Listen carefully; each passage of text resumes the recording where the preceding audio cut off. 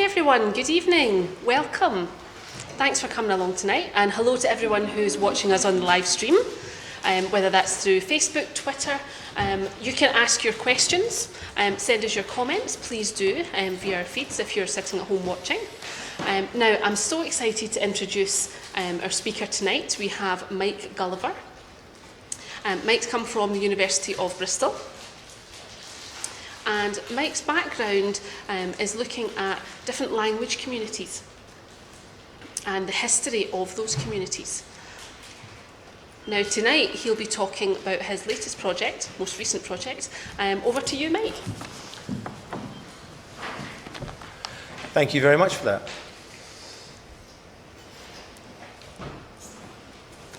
Okay, this evening what I want to talk about is basically relationships. When you think about the deaf community on one hand, and churches, and the church institution on the other, and how the two interrelated with each other and have done throughout history.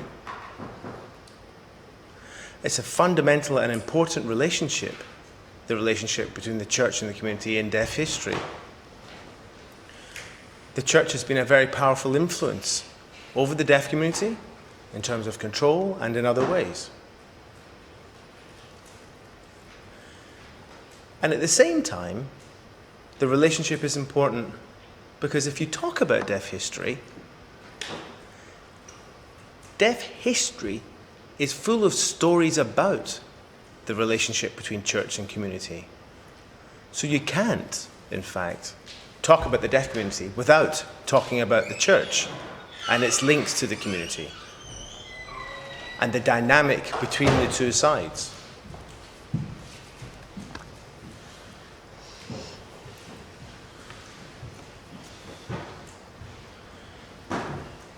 Deaf history traditionally, and when looking at the link between the two and the processes that went on,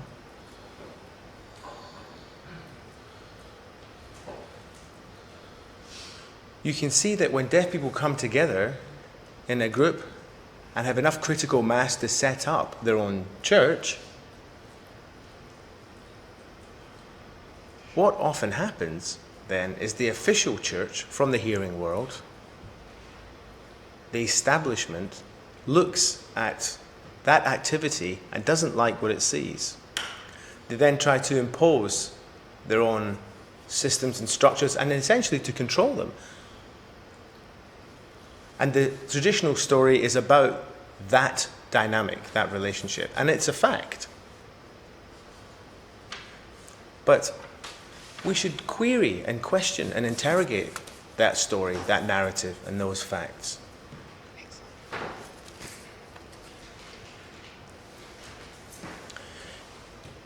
In looking through the annals of history and doing the research into deaf churches,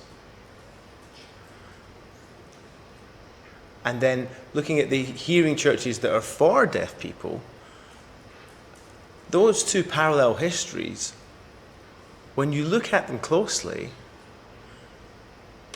you would expect that the deaf churches are full of, obviously, deaf people, run by deaf people, and hearing churches are controlled by hearing people.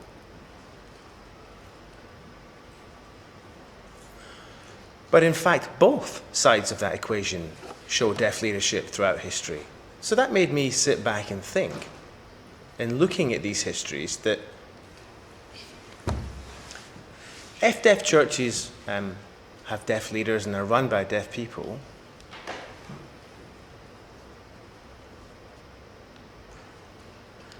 and the same is true on the other side of this equation, which are the true deaf churches? Is there a clear delineation between the churches set up within the hearing world that then take over what's going on in the deaf world? And that's the question that I really wanted to ask. Do the deaf churches, represent that history of oppression that deaf people have faced throughout history?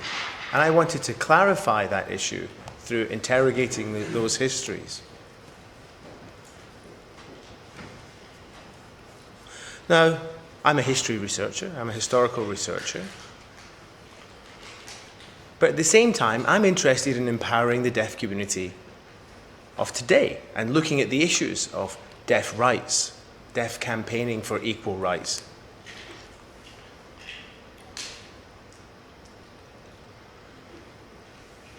And when I was taught deaf history, I was taught this history of oppression and control by hearing people marginalizing deaf people and deaf people campaigning for their own empowerment and their rights, and if you like, taking the lid off of that oppression and coming out of that oppression in some way.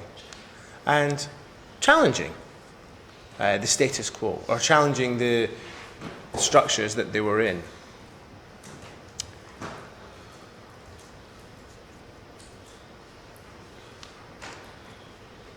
But if the deaf community leaders were the same people on both sides of that equation, I think it's harder then to say and to clearly show these lines of oppression, if you like, or this dynamic of oppression. And I think that for academics like myself, it's our responsibility to clarify exactly what went on in history.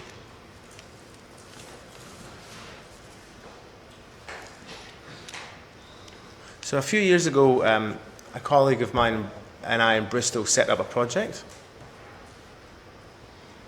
and that was to research the history of deaf churches.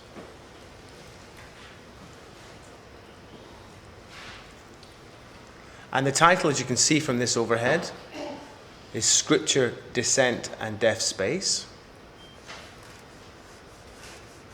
And Scripture, of course, refers to Bible teachings and readings.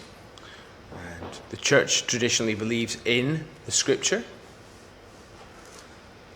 The dissent refers to the emancipation or the struggles of deaf people against society structures. And the third part of that title is Deaf Space. So if deaf people were running the show on both sides of this equation, where exactly did the deaf space exist? Within these churches that came from the community, and also the ones that came from the more traditional hearing churches. And our focus was on one church in particular. I'll show you that church.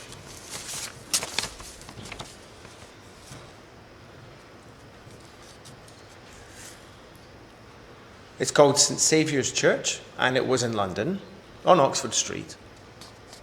Now, why did we focus on this particular church? Well, it was the first church established in England by the official Church of England that was specifically for deaf people, the central official church for the deaf community, and that's why.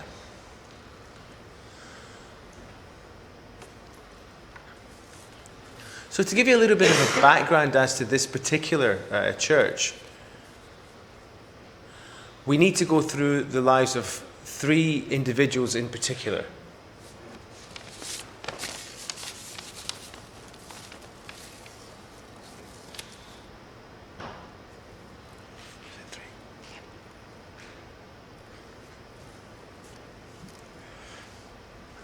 I'm having a little technical problem here. Let me just sort this.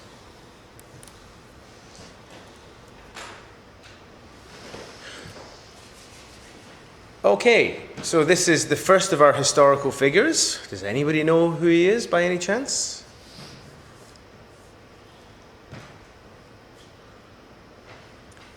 Is that Matthew Burns? It is indeed. This is a picture on the overhead of Matthew Burns, whose name sign was this. It looked like this. Matthew was born, does anybody know? It wasn't Scotland.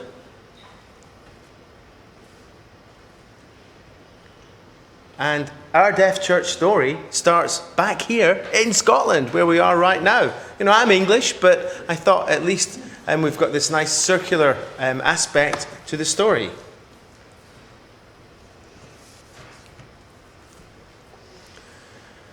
Now, Matthew was born in Scotland, but he went to school in London, went back up to Scotland in about 1830. And he pops up in history because he was responsible for setting up a deaf church, first of all, here, right here in Edinburgh. So he is a figure, a historical figure from this part of the country. He's part of your history. The story starts here. Now, the church that he set up in Edinburgh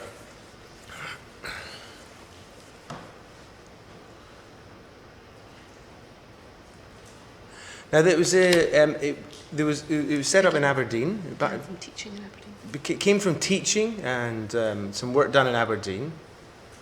And after he'd done that, he moved to Bristol in England.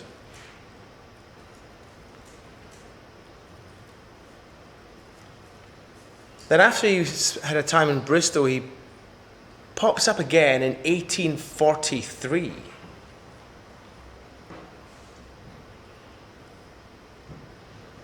And he'd heard on the grapevine, if you like, that something was going on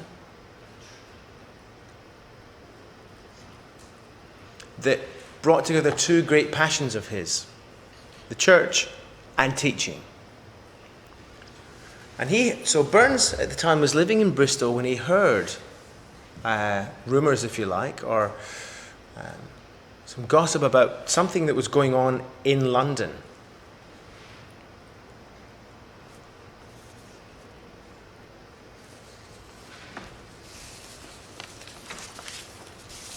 And what was happening in London was that an organisation was being established in the 1840s, the Association in Aid of the Deaf and Dumb, the AADD. Now, the AADD has changed its name through history, but at this point it was called the AADD. It's now RAD. It's now RAD. It was set up initially by a man with the surname Crouch. Now, Crouch was hearing, but he had two sons that were deaf. And it was really through his sons' experiences that he became aware of the deaf community and the lives of deaf people, and the poverty that they lived in, and the work situations, and the deprivation that deaf people suffered at that time. So with a group of friends, a network of friends, who were all hearing, actually, they set up this organisation, the AADD. And the aim of the AADD was to help the deaf community. They would help them in various ways, through directly giving them money, through work, employment opportunities, through training.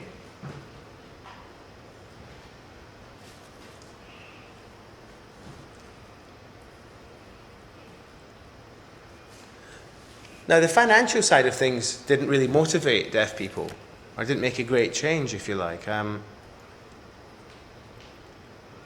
They weren't offered many opportunities through the AADD, and similarly with training. The deaf community didn't show a great deal of interest in those activities or those streams. But the AADD did rent a house, a building, if you like, and then established basically religious services in this building. So on Sundays, with a preacher and an interpreter, who was 8 years old at the time, they established these first ever services. And there's a few deaf people that went along for the first service. The second week saw a huge increase in numbers, and by the third week, the fourth week, they were crowded. The numbers went up exponentially from 20 to 40 to 60, in this, all crowded into this small room to take part in these Sunday services together. They couldn't cope with the demand, in fact. They had to rent out another building in order to cope.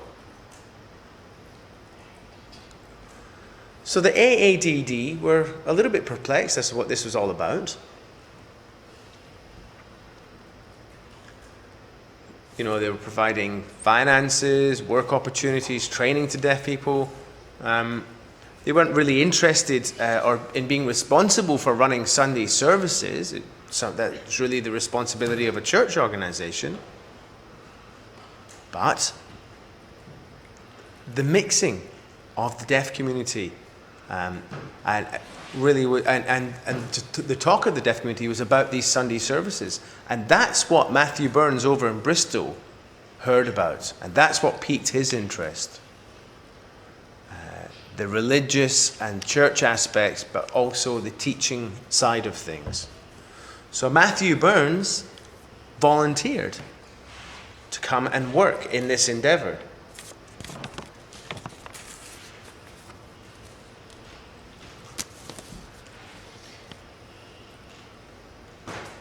So the AADD were very happy with this offer of voluntary work. And when Matthew Burns arrived in London in 1844, he started work at the AADD. His first responsibility was in the teaching and the training area, and also in the arranging and planning of services.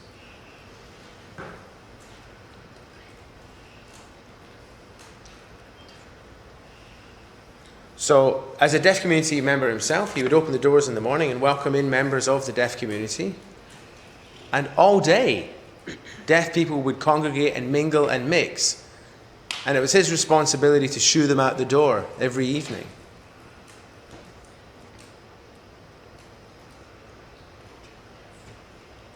Now, the building at that time had 4 floors. There was a public floor on the ground floor that was just full of deaf people constantly. The first floor was comprised a teaching room and a chapel. The next floor up was Burns' bedroom. And on the very top floor, Burns' sister's bedroom. So the deaf community, as I said, would congregate and mix and mingle, but they would find themselves going throughout the whole of the building. So there's this melee, if you like, of sign language going on from dusk till dawn, this very vital, vivid centre of deaf life at the time. And through the various contacts he made with deaf people, he would come to visit them in their homes.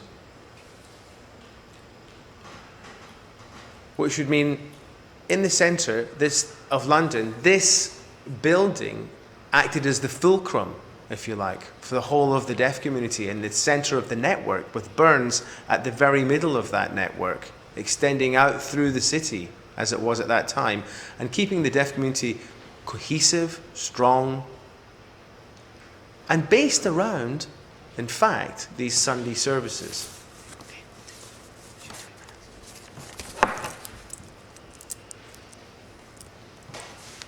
Now, the AADD were delighted with this work, and wanted to see this go on more often and really encouraged it. Then we see 1 year later,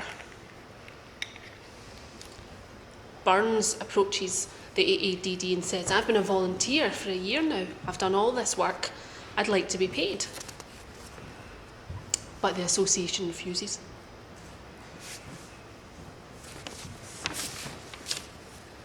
So at that time, Burns resigns. And what we see happening is this deaf house, without Burns, when he's taken away from that, the house and all it stands for disappears. Deaf people don't go to the house anymore. The house is empty.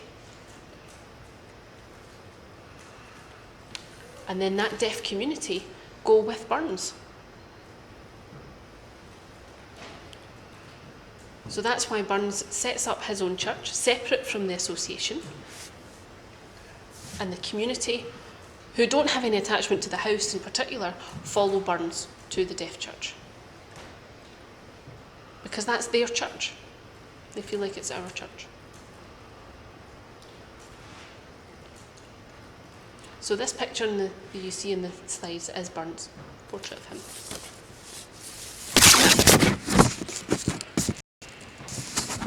So Burns set up his church, and in discussions with him, what we then see come up is another individual. And this is the second individual I want to talk about.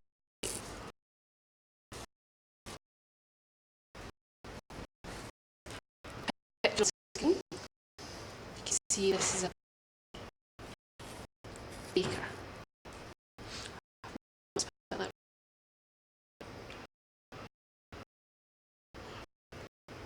So Daniel Thompson here.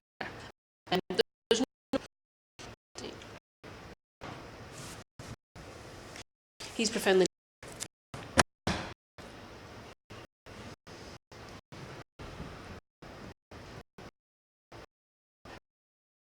Up from this church established by Burns separately from the association.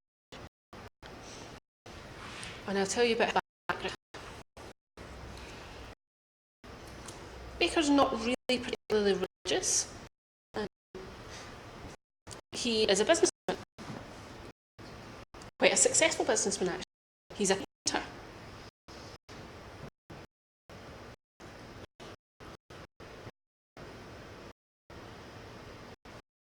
And his client actually is the Lord of London.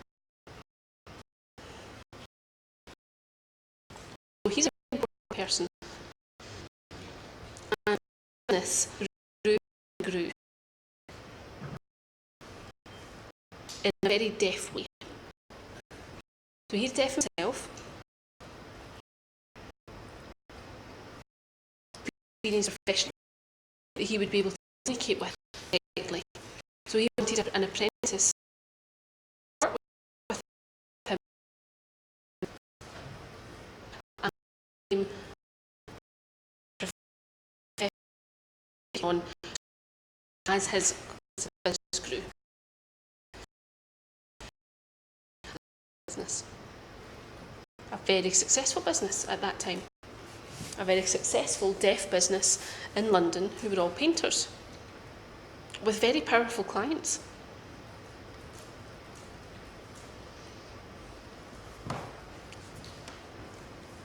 So Baker then noticed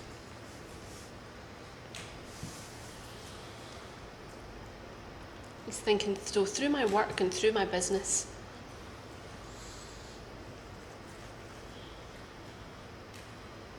the Lord Mayor, as a customer, is able to recognise the skill of deaf artists.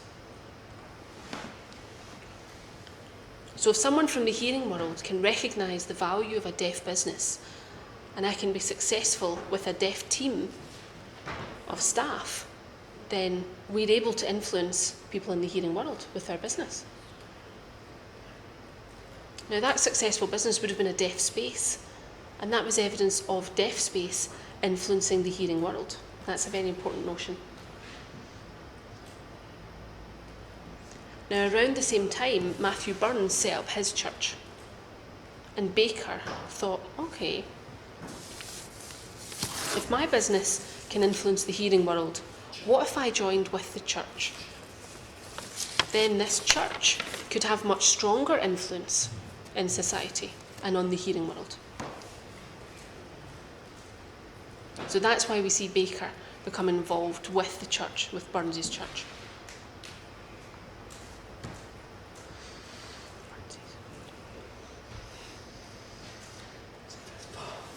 And it wasn't always as successful as he'd thought it would be.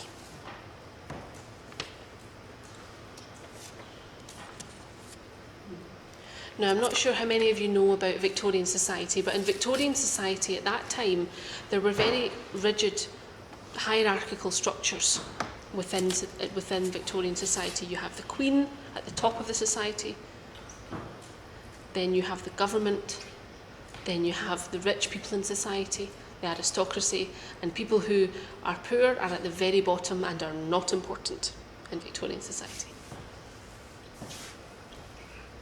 So that societal structure has a very strong influence on how society works day to day.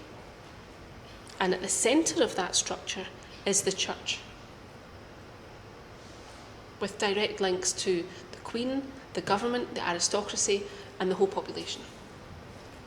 So that means if you want to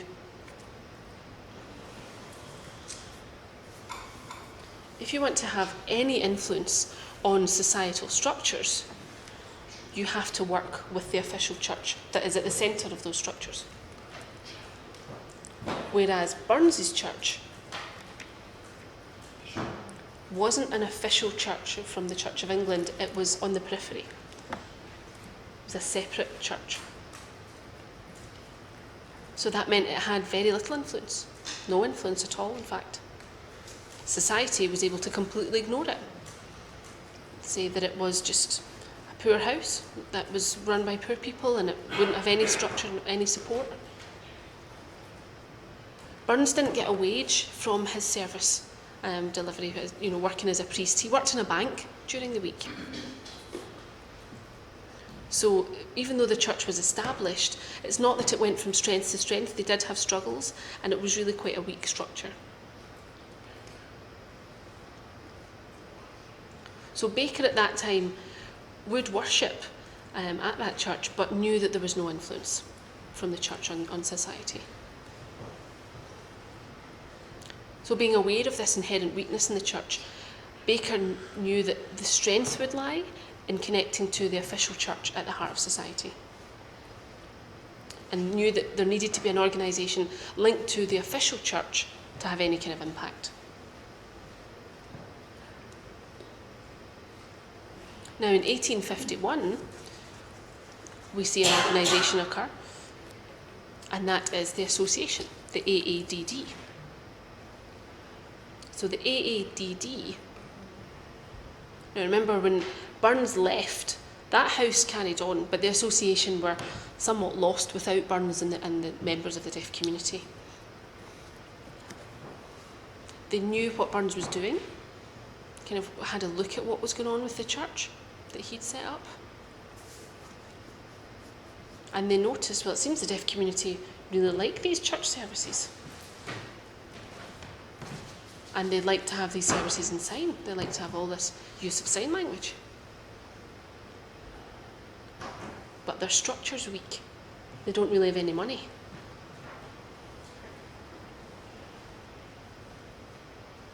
There's a lot of consideration going on within the association, that they realised they wanted to help the deaf community. And they knew that the church was the way to do that. But they wanted that within the official church, so that in the future there would be funding for it, there would be more financial gain. So in 1851, the AADD pops up, which is the new AADD, and has become a church organisation. And what they've said is that they need the same as Burns, but they're going to provide it in a better way. We need someone who can sign, because we don't need to sign. Who's from the official church. And they advertised within all the schools of deaf children, and they wanted a tutor of deaf children who must know sign language, who was also who had strong faith and involved in the church to come. I'll tell you about my third individual tonight.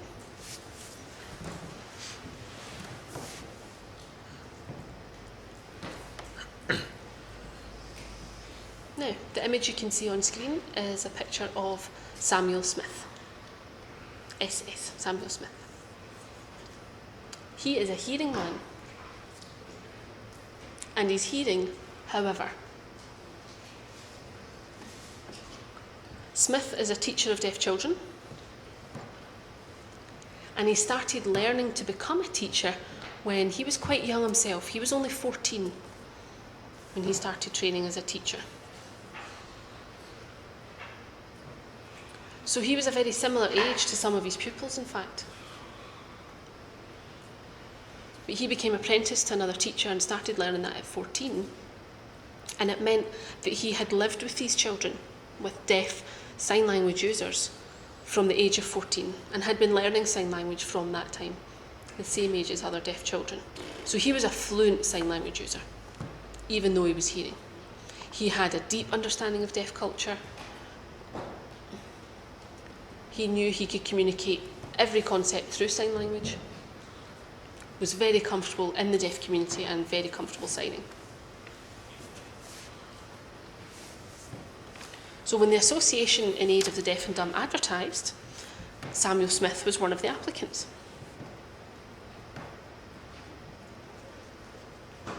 He was actually from Yorkshire and came down to London.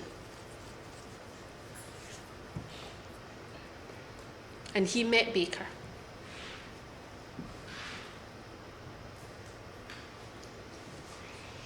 Now, unfortunately, I don't have any recordings of that conversation, but I'd love to have been a fly in the wall to see what they were talking about. I imagine that Samuel Smith would be there and Baker would be there, and their conversation would be something along these lines. It would be all in sign language, it would be completely signed. And they'd be saying, what do you think about sign language church? Oh, Baker would say, well, we have services. And we've organised them in sign language. We have these services in sign language. But there's been trouble setting it up, with different churches and other issues.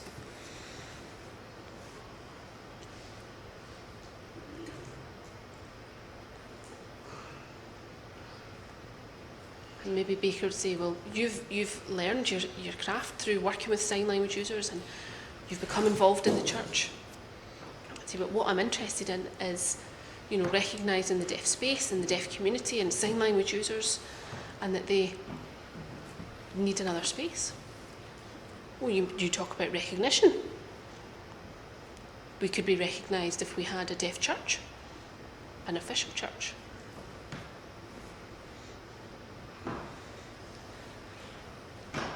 So I imagine at the end of this conversation, that may have looked something like that. Samuel Smith did apply to the AADD to become their chaplain. But between himself and Baker, had a plan to, as it were, use the AADD to influence them to set up an official church. And it would mean then, if you have an official church, you can influence the hearing world and society through that official church.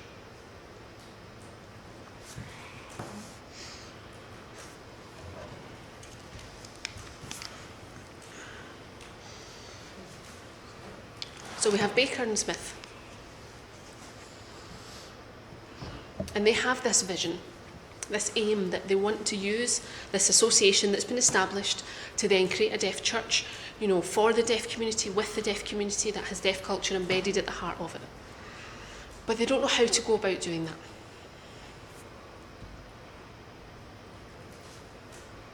And they realise that they need another person. They need someone who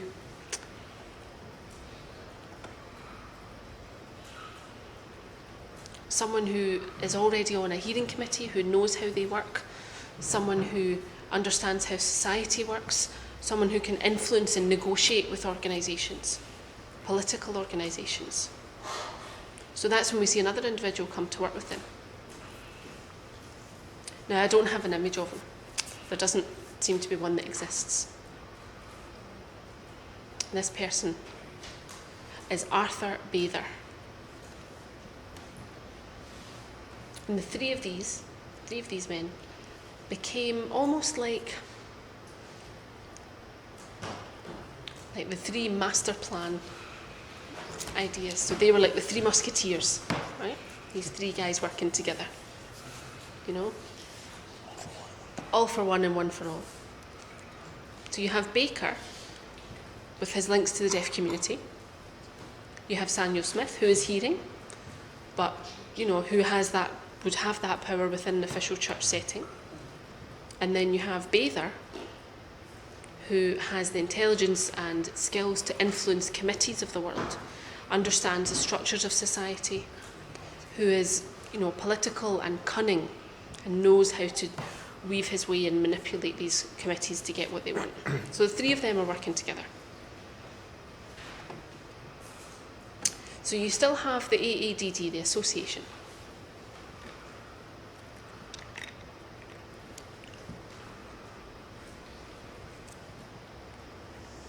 So from about 1856, the three of them start their campaign with the association. So there's conversations occurring between them and the association.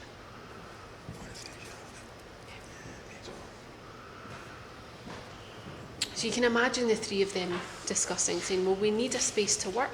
We want somewhere where we're free to do that. We don't want the hearing world. We want to have our own private space to have these deliberations. And so they approach the association. And they say, well, the deaf community could have interpreted services. We know that the deaf community needs to start through sign language. And if we have everything accessible in sign language, we'll bring the deaf community with us. And we can do everything through sign language. The association accepted this. But there wasn't anyone within the association who was a sign language user. So all of the discussions that occurred in sign language about the church existed. They could be discussed freely, and the association had no idea what they were talking about because they didn't understand sign language. Okay, so you have these three who are having these discussions in private, they're working away, and they realised that they needed a formal influence within the association. So again, they approach the association and say, oh, the deaf community feel, really disengaged from you. How are you going to engage with the deaf community because you're all hearing? The deaf community don't understand you. And the association, who are all made up of hearing people, ask for their advice. So they suggest that deaf people join the committee of the association. Do you have anyone in mind? Well, we have 3 candidates right here. The association then invite them to join the committee. So you then have 3 men. You have Bather, Baker, and another deaf man. There's 3 deaf people join that committee of the association, of which the rest are all hearing people. So now services, discussions are occurring in sign language, both in the deaf community, but also at the association. And the 3 deaf men are within the association and are present at their committee meetings. They're involved and they can vote in their committee meetings.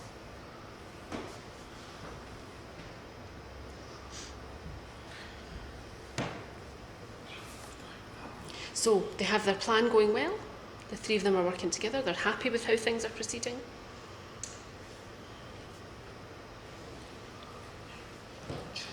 But they realise they now need the church support. But they're not sure of the best way to do that. So Smith, at the time, they decide, needs to become a priest. And he does that.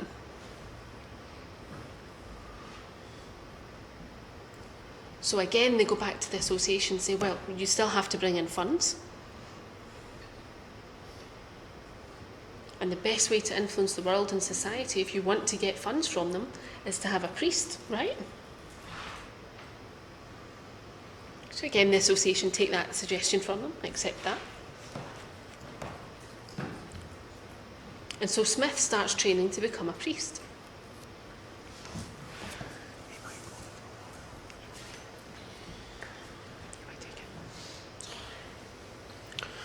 So we have these discussions going on internally in sign language. They're now influencing the committees. Smith is on the road to training to become a priest.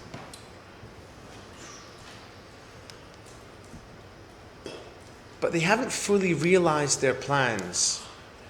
And they haven't really, what they really need is an ally within the AADD. So they need to identify a person that was really going to be that catalyst. They needed a fourth wheel, if you like.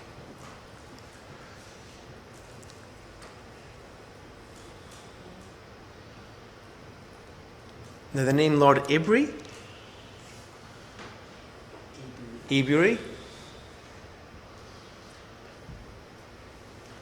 was somebody that they had worked on and persuaded, encouraged and cajoled, and he knew deaf people and became an ally of this group, but carried on being involved in the formal committee in the association.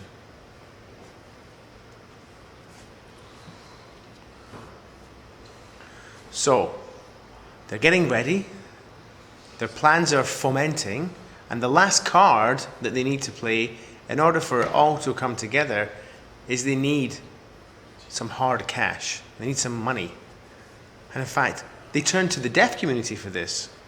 Baker uses his networks, his influence, talks to the deaf community members about the plans of the deaf church and appeals for income from that source. Things really, all preparations have been laid. And we're now at 1859, around Christmas time, in fact. So, a Merry Christmas letter is sent to the association. And from their point of view, they're dumbfounded. The deaf community is saying, we've got a priest. We've got the money. We've got support from Lord Ebury. We want you to set up a deaf church with these foundations. And if you don't, or won't, set up a deaf church, I know there's a technical problem, but we've got the priest, we've got the money, we've got the support, we'll just go somewhere else. It's as simple as that. So the AADD, as you can imagine, quivered with fright at this proposition. They were very much wanting to be the lead organisation in supporting the deaf community in society at that time. And they didn't want to lose that position. And they knew that they couldn't afford to allow this campaign to fall outside of their purview. So in 1860, the AADD says, well, we're not entirely sure about a church, but we can agree on a building that has a chapel in it.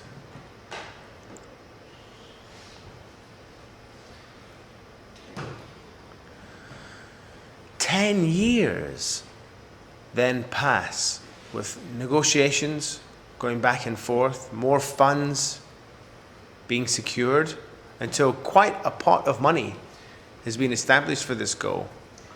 And in the end, Ebury, their ally, says, well, my family has the space, has a location, you have the money. You need to be linking in with my nephew,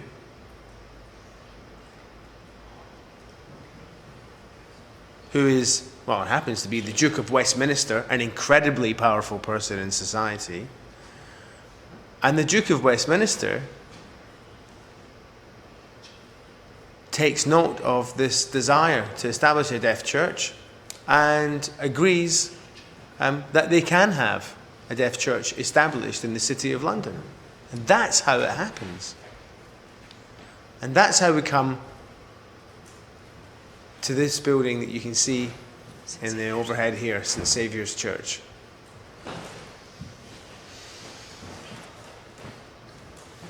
Now, the building started in 1870. It opened in 73 and was in existence for 50 years, right in the centre of London, in the middle of Oxford Street.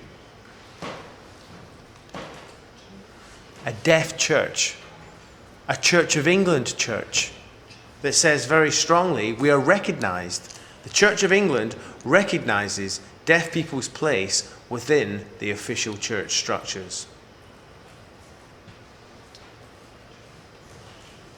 So going right back to my earlier point at the beginning of the presentation about the two different types of churches, the kind of informal, deaf established churches, and then those churches that stem from the hearing establishment, but the fact that they are actually led on both sides by deaf people. So where are deaf spaces? Are they in one or the other? And this wasn't actually a case. It goes against the received wisdom, against the traditional views of all of these dynamics and relationships, being hearing people dispossessing deaf people, oppressing them. And it's my responsibility as a historian to say, well, when we take the lid off of this oppression and analyse it and dig deep, it actually doesn't exist in the way that we thought it did. And to apportion blame on hearing structures in an uneducated way doesn't help.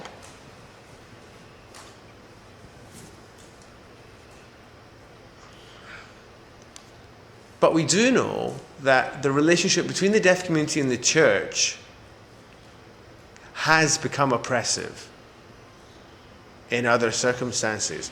But if there isn't oppression at the start, it can creep into the dynamic in the relationship later on in the history. So I think the interesting question is when that occurs, how it occurs, who does it, who's responsible, and why. And that's the new project. Thank you.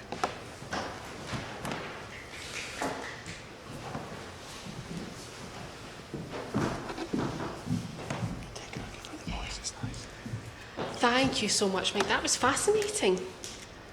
What a different way of viewing history.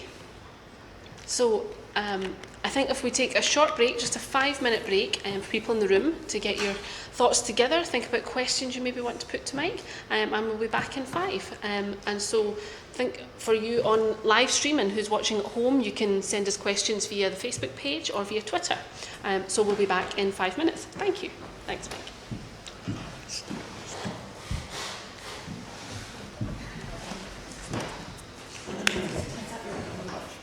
Still on. Still on. Still on.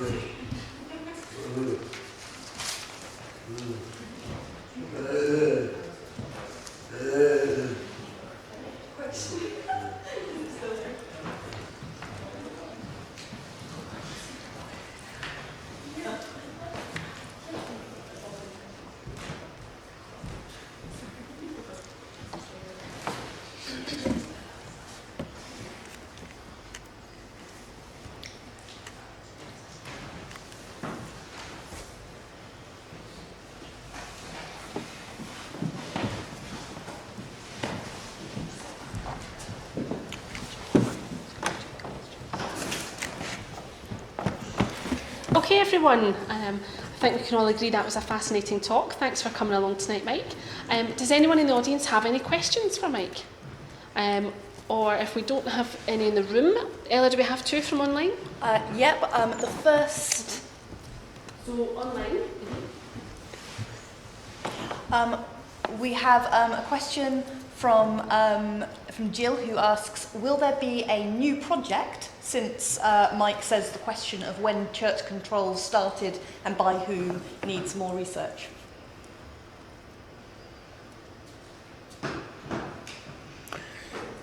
Yes, there will be. Yeah, there will. Entirely what that will be, I'm not sure.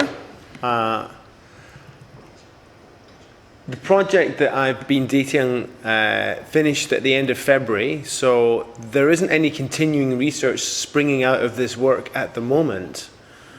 We've applied for one grant, and been unsuccessful.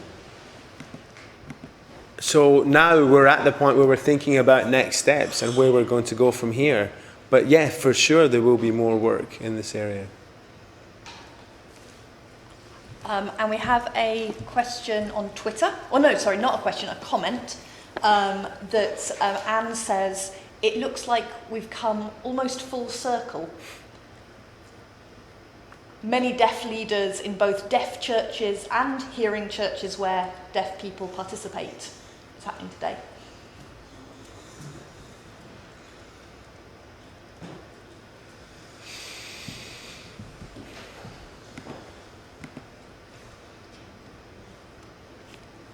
I mean, I'm not involved in a deaf church at the moment, so I'm not the person to comment on whatever situations Anne might be talking about. But I do know that, there are two tracks to this situation.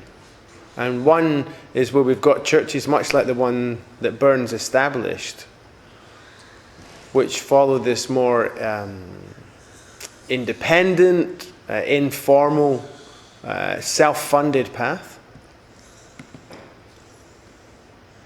And so there's some of those in England, Scotland, and as far as I know, Northern Ireland.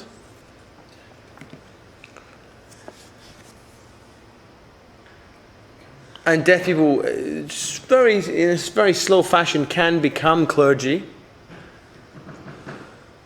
and be involved in leading those churches and their activities. So there are deaf leaders in those kind of churches. And then on the other hand, with these hearing churches that have deaf involvement, well, I mean, as you can imagine, you've got an interpreter that interprets services for deaf people who comprise a smaller proportion of the congregation. They can be arranged and done with the deaf focus, though.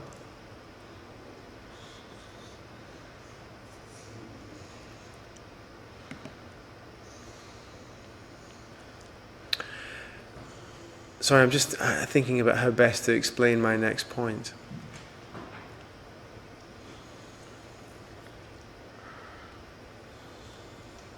I think one really important influence on things in these churches is the authority. If the church leadership says you should be doing things in a certain way or whatever, and people are very obsequious to that and obey that, then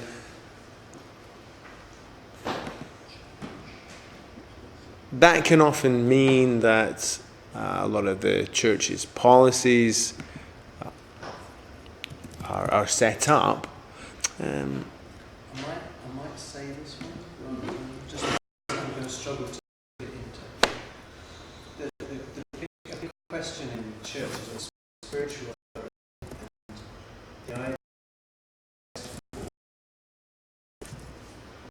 and in places where we've had that churches one of the best has been the hands of deaf people. Places where we've here decision on and there's the political and intellectual and moral context of deaf people has shifted so radically over the last 150 years. We've seen although away from deaf people being agency, deaf people disempowered, and now we're seeing a shift back towards deaf people getting some more recognition. So that's kind of governed the story of what's happened in these churches where deaf people have been a part of the hearing congregation or have been part of hearing services. But the deaf churches have been influenced by that too, because if somebody says this is what God says we should be doing in church, deaf people will pay attention to that because their God is the same God as in this God. You know. So there are the two strands are not completely discrete. So while this one shifted and evolved, that one's also shifted and evolved in some ways in response. And the two have flowed in and out of each other. So I think we are seeing a situation now where we've got some churches where deaf people are recognised in leadership, where it's still extremely difficult for deaf people to become ordained or to go into the ministry in a non, say, Anglican or formal church. Does the church really recognise deaf culture, sign language, BSL as a language able to carry the Bible, biblical teaching? Those questions are still very open. Some people would say it does, and we do have things like a Book of Common Prayer for deaf people now, but it's a Book of Common Prayer for deaf people written in English. There is a BSL form. You know, these are really open questions.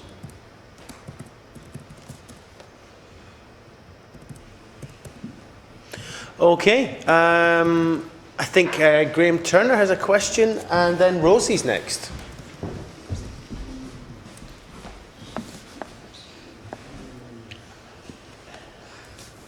Okay, I have 4 questions. So we can label them A, B, C, and D if you like. Do you want to choose? Why don't you choose? Multiple choice, Mike. I'll have that one. Okay, question B. If you were to ask the deaf community now to fundraise in order to establish a deaf church, I would imagine it would take you about 1,000 years to get enough money to build a building like St Saviour's. So how did they do it so effectively and so well at the time? Where did the money come from?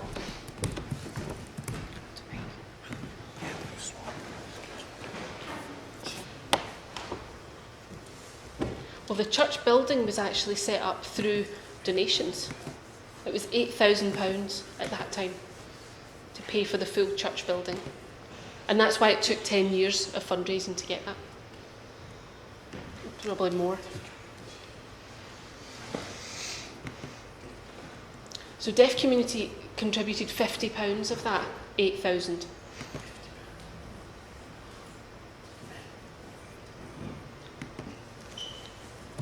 So the deaf community contributed £50, but Ebury said, if you can raise from your community £50, I'll match it. So then they had £100. And at that time, the £100 from the community was enough to persuade the association that the need was real. So the AADD knew that the keen was there. So it gave them more leverage, as it were.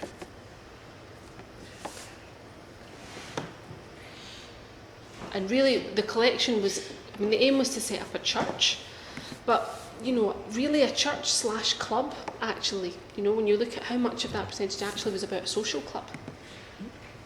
You know, this image I've got here of St Saviour's, you know, that space, yes, was used for services upstairs, but downstairs was a social room. There was a library, there was a pool hall, there was pool tables, there was a theatre. Space for social events was very much a big part of that church building. So it's hard to say how many deaf people came into the church and only went upstairs, whereas how many deaf people, you know, went downstairs. The social activities, I'd imagine, was a much bigger number. You know, and really going back to the start, when I was talking about the association who'd set up the services and the numbers of deaf people who attended those services in that rented house, you know, was because, yes, you know, it wasn't that because they were, you know, devout, religious people. It was probably more about deaf people being able to communicate with each other in sign language, you know, and coming together in that deaf space. Okay, I think it's Rosie next with the question. Rosie, sign-in, speaking. Oh. Pick a language, whichever. I'm going to talk because I'm kind of like, oh, so I'll let you do it. I'm a minister here in Edinburgh, so nice to meet you.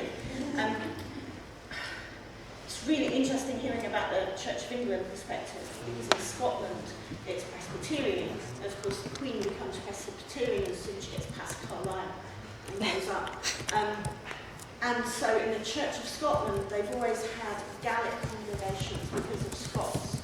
And so in the history, there was a recognition that this was another language, and therefore, while we have English-speaking congregations, we have Gaelic-speaking congregations, and we need to have BSL-using congregations. But if you go through the reports, there is this kind of a swing between you have, well, people use sign language, but then there's these hard-of-hearing people, and they're asking for things, and they're saying they're deaf as well. So you've had all the way through people saying, is there enough people to make it worthwhile? So we have 3 congregations at the Church of Scotland, and Mary up in Aberdeen is just about to become a probationer. She's deaf. Richard Dono has been there for a long time, and he is coder and sign languages, and then myself, I used to be an interpreter. We've got a proposal. I have lots of things I want to say, but I'm also the chair of Deaf Action. How weird is that you get a reverend who now becomes part of the board of Deaf Action again. You know, that kind of, that thing where missioners, and it all changed around in what's happening now. But when I see, in terms of, you were talking about funding, I see a real growth in the church where there's a real openness. We are going to advertise later this year for a deaf, it's called an MDS, it's like a ministry development staff contract, but a 3-year post for a deaf person to work within the church with us. Do you know, trying to get stuff as a voluntary organisation, Deaf Action, where it's 3 years, time limited, and like you say, your funding fails and you can't do the project. It's like 2 separate worlds. And there's something about that history where you can plan for the future that's amazing. And watch the General Assembly, because it is interpreted and it's going to be live streamed. And also, we're not going to have the interpreter there, the interpreter's there, and then the speaker's going to be like that. So that's going to be web streamed for General Assembly. And also, we're bringing in a new act that says that,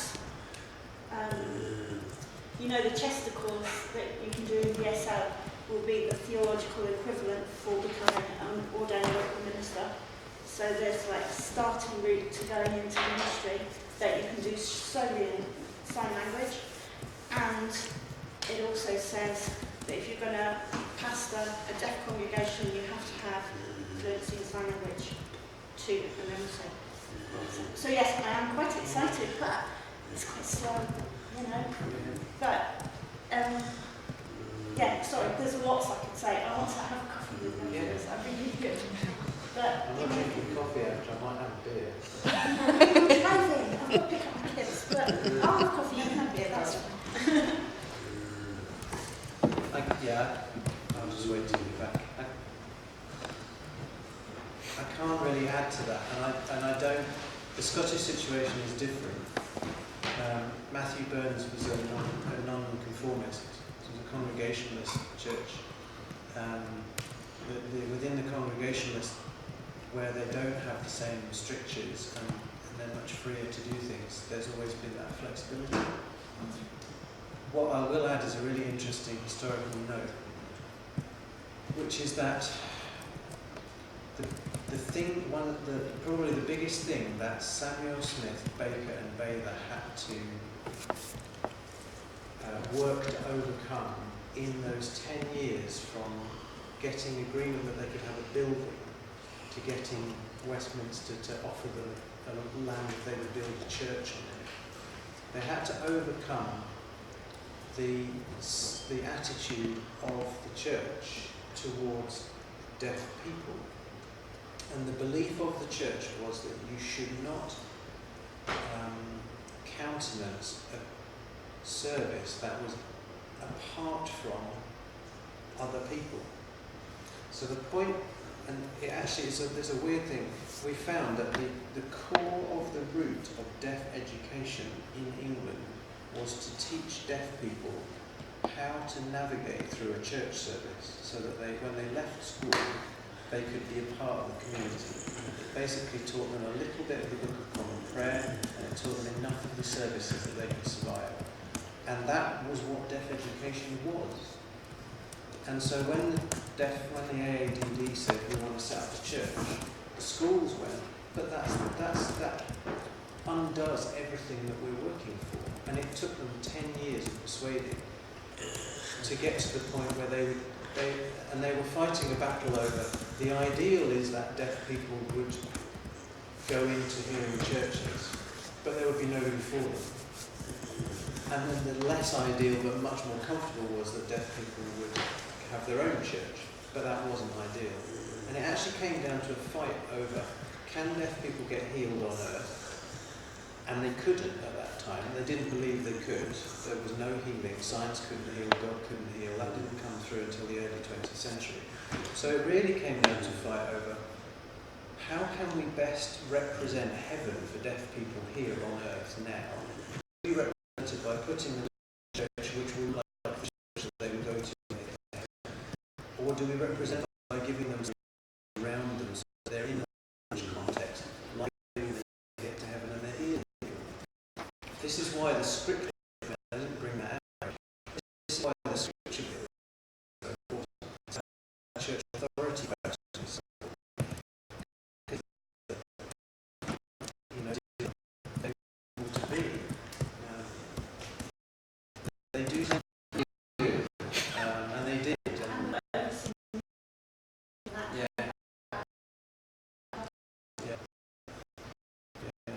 It's interesting that they were more seen in the mission. So the Church of England, I believe, ran Welsh services.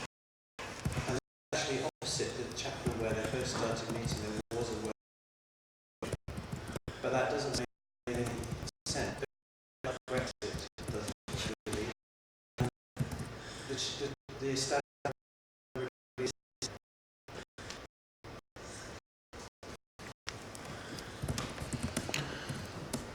Okay, I think Graham did have 3 other questions, so in lieu of any other questions, I might invite him back to address one of those, unless there's anybody else in the audience. Okay, looks like it's over to Graham.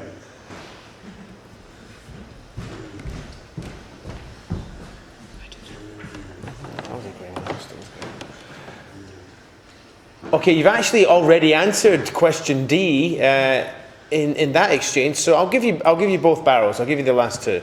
So this building that you've got up here, what's there now? Is it still in the deaf world? Is it still owned by the deaf community? And my final question is, how the hell did you know all this? Where did you get all this information from? How do you know the things that you speak?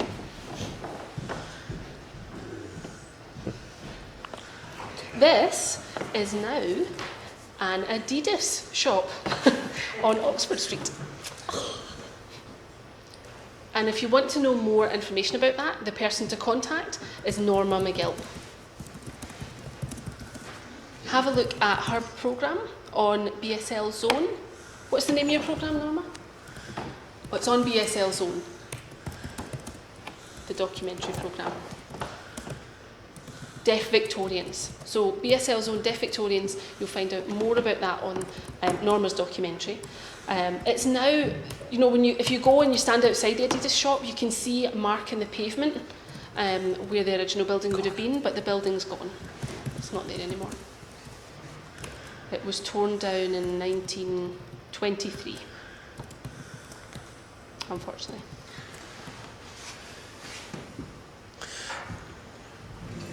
We do have the architectural plans from it, from that time. To answer your second question of where I got all that from,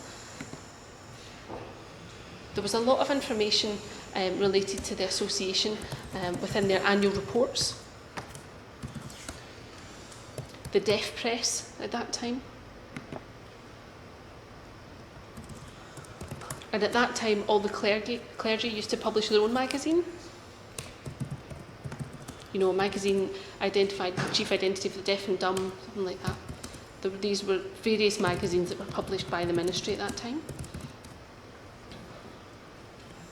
And the hearing press, actually, the Times, you can see when it was first established, they talk about it as well.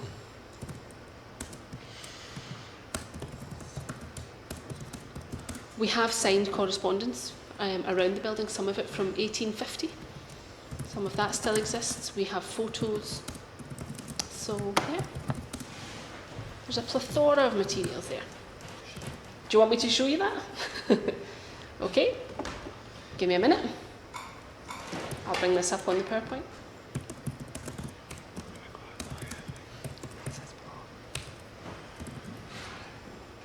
Sorry, I should explain what I'm doing because you'll not see it on the live stream. If you go to data.press, data.bress, B-R-E-S-S, and there's a repository of information of all sorts of stuff on there. If you click on the word deaf,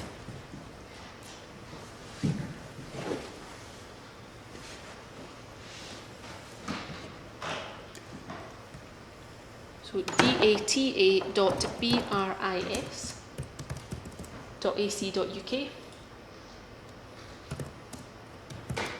and it says search the research data repository, and if you put in deaf, you'll see you get 4 results.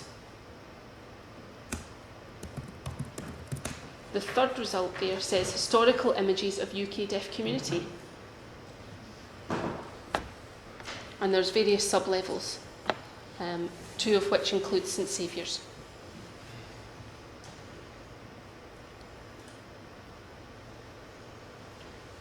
With all these materials. Like a postcard.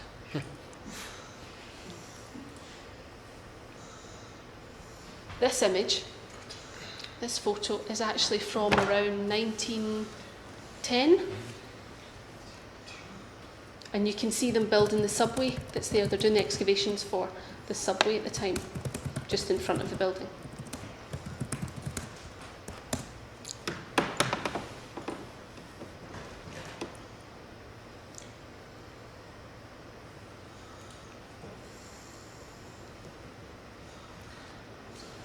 Inside St Saviour's, this image is from the, looking at the pulpit and the altar from inside. And remember I mentioned downstairs you had the recreation room? That's an image of that with, you can see pool tables and chairs. Oxford Street would be the wall we're looking at directly. Library is on the left as you look at it. The stage is behind you on the right. And that's it. So there's a lot of old photos, actually materials that are available. Yes, another question. Barbara, if you'd like to come down and ask a question.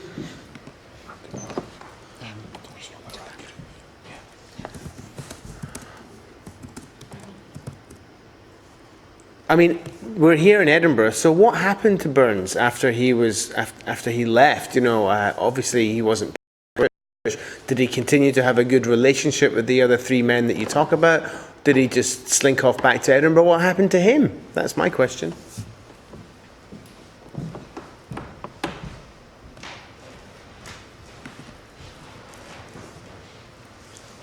I might need some help on this. I'm looking at you, Norma. As far as I know, Burns continued in London. And his church carried on. Until 1866.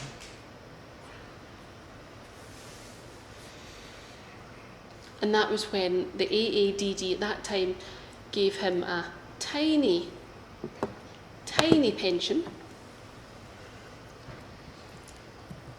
And his church then was kind of subsumed, merged really. Yeah, as you were saying, Norma, it merged with the other church. Where was that church, do we ask him? It was in London, in Holborn, I think, and it moved to several locations before the merge. Yeah, there wasn't a formal property, it was just in Burns' own residences.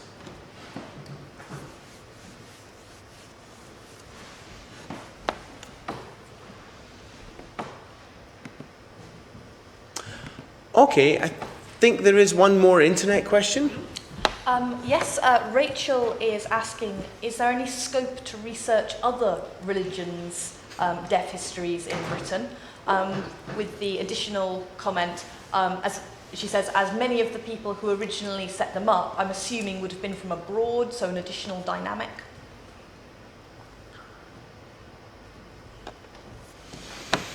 So, yeah, I mean the answer is yes, definitely. The church was most immediately interesting for us, partly because it has had such an influence on the deaf community, and partly because the question of the history of that has shaped the way that deaf history was written. So actually, that was the most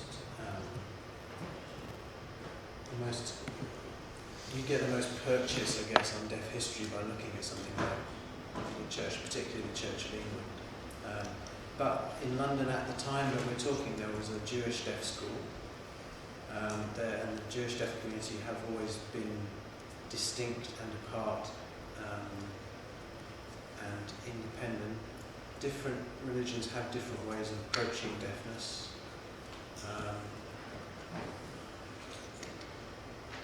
So yes. They would, and I'd be fascinated to do it. I mean, it would be great. There is a little bit of research. There have been little bits of research done by people from different religions, I think. But there's still, what we actually find is that there's still a lot of confusion, even within Christian traditions, about whether deafness was a good thing, a bad thing, whether it was a thing that could be healed, whether it couldn't, whether you should try and get rid of it, whether you should work in sign language with it, whether you should, there are as many different versions of that as there are people who've talked about it. And my suspicion is that you probably find a similar thing in other places.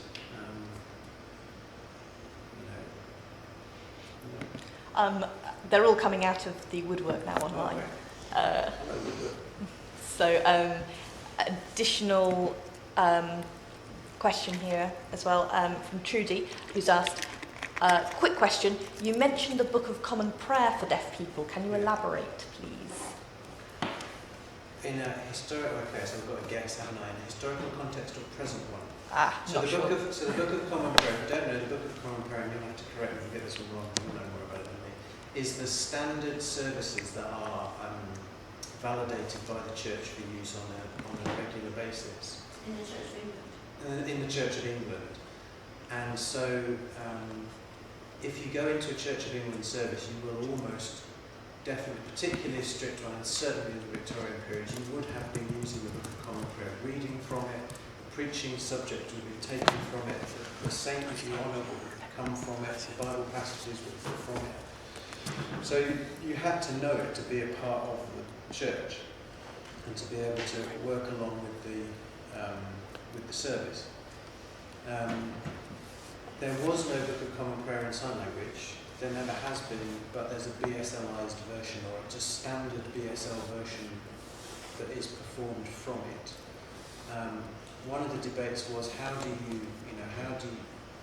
that Samuel Smith had to get permission from the Bishop of London directly to, in inverted commas, flex the rubrics of the Book of Common Prayer to allow him to perform them in sign language, because it's actually the performance of them in English, in spoken English, which is the language in the Book of Common Prayer which is valid. So just to perform them in sign language needed permission from the bishop. So those are the kinds of questions that you're talking about. It's got not biblical authority, but it has a great deal of authority. And so when you're looking to validate a service, you have to get that service form validated by religious authorities.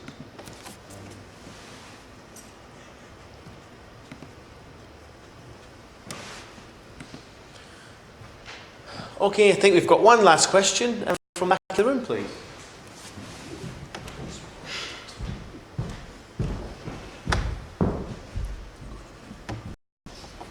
I was just wondering, you said that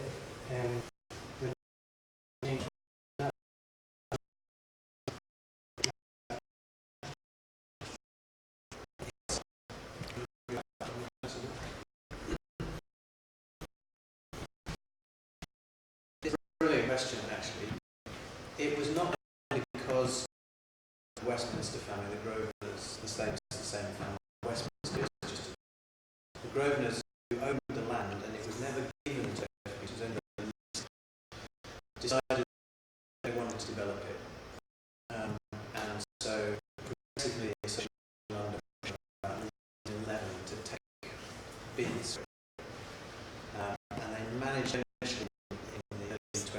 persuade the Grosvenors they would get 15 grand for releasing the land, which they thought would be enough to build another church out. The really interesting thing is that in the years between 1970, when it was originally done, in 1973, and 1923, they set up so many different little services around London, sometimes in own, sometimes in rent. The community in London became so intertwined with those spaces. It was a very suitable place for quite poor deaf people who lived in the East End and couldn't get to St Saviour. But when St Saviour closed, nobody really noticed, and they built one out after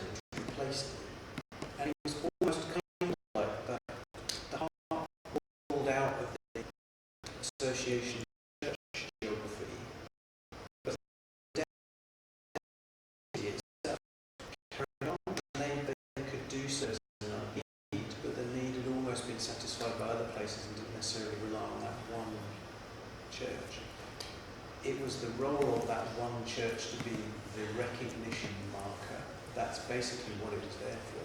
It was a signpost that said, we have recognition from society now. And once that had been achieved, it went.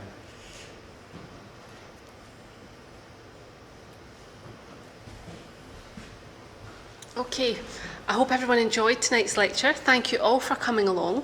Remember, our next EdSign will be in May. Keep an eye on our website for more details. Safe journeys home. Thank you.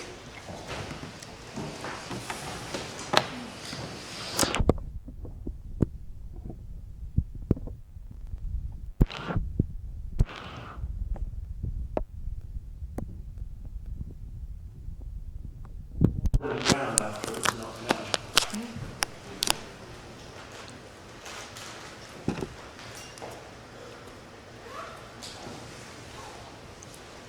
So that's it, June 1923. That is the plot.